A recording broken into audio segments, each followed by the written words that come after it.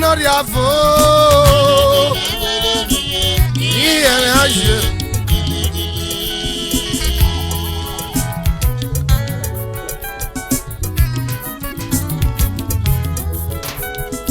Iyere aje Ebolo nije yagi iyere aje Iyere aje Ebolo nije iyere aje Curated mon enfant, Ebolo nije iyere aje Anye no fona Ebolo nije iyere aje Wemye no di moto we masade Bloda nu we meziego Wemye no buwa we masapo Bloda nu we meziego Iyere aje Ebolo nije iyere aje Ekpanoriafo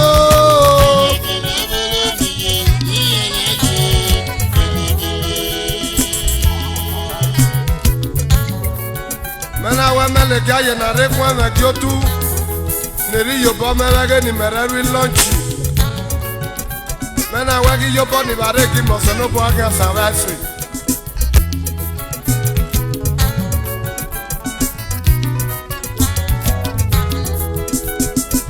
Eno kwana ni barevere fio chilo sebelege Shema Chilos investment based in United States of America Chilos sebelege mena we oseno bo adeba we iyo bonu were ni me Ebolo ni ye yagi ere anje Ekpanoriafo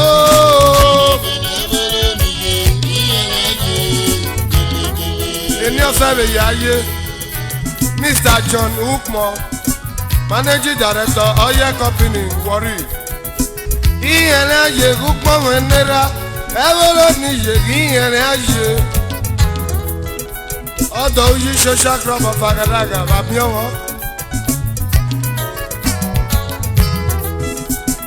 Ekpanoriafo.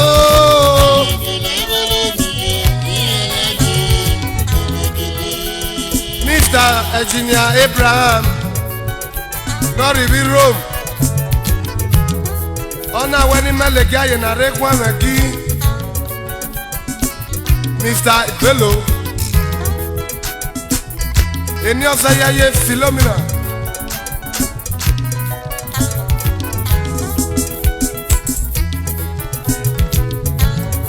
Ebolo ni ye yagi ere anje. Ebi me boge bi me namo Ebi me baba go wa bi omo Iyo badu wa ready me bage no ma pwe na Engineer ebi me no ri wi romo Ewe boy no kwa na ye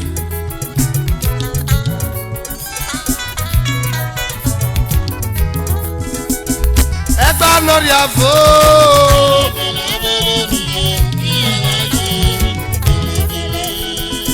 Iyere aje Ebolo nije iyere aje Iyere aje fabomo Ebolo nije iyere aje Curated mon enfant Ebolo nije iyere aje Anye no fona Ebolo nije iyere aje Ologugu kwaloga pete Ebolo nije iyere aje Ekpanoriafo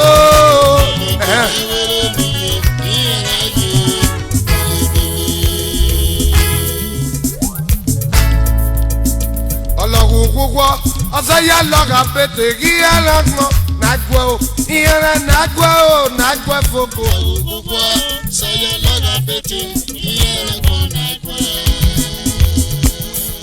Ologugu Osaya loga pete Iyere ngmo Nagwe o Iyere nagwe o Nagwe foko Engineer Abraham no riviro Mona me yere kwa meki Mr. Victor Yaro yobi me Ologugu Osaya loga pete Iyere ngmo Nagwe o Akwekwe me no bibe o Akwekwe me bo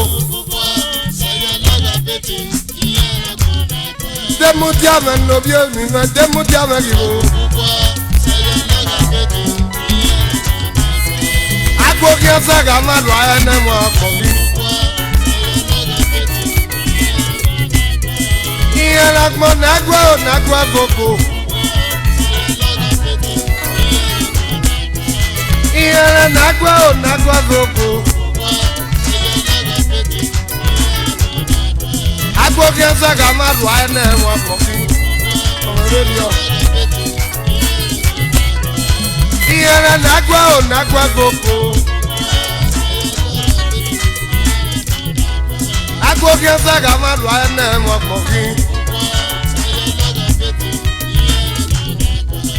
Iyana nagwa gogo. Baba go biomo. Iyana nagwa gogo.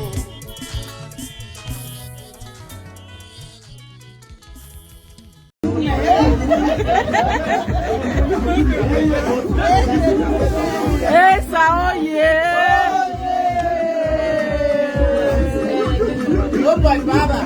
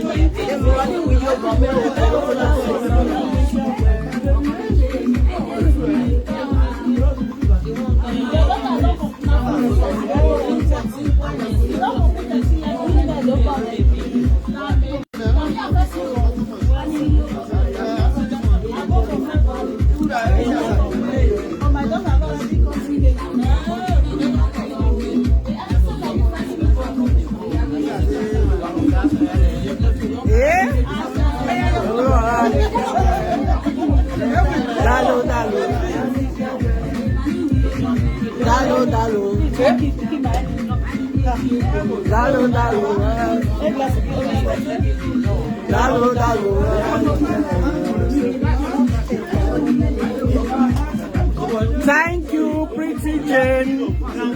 Pretty Joy, sorry. Thank you very much. Sister Pecula.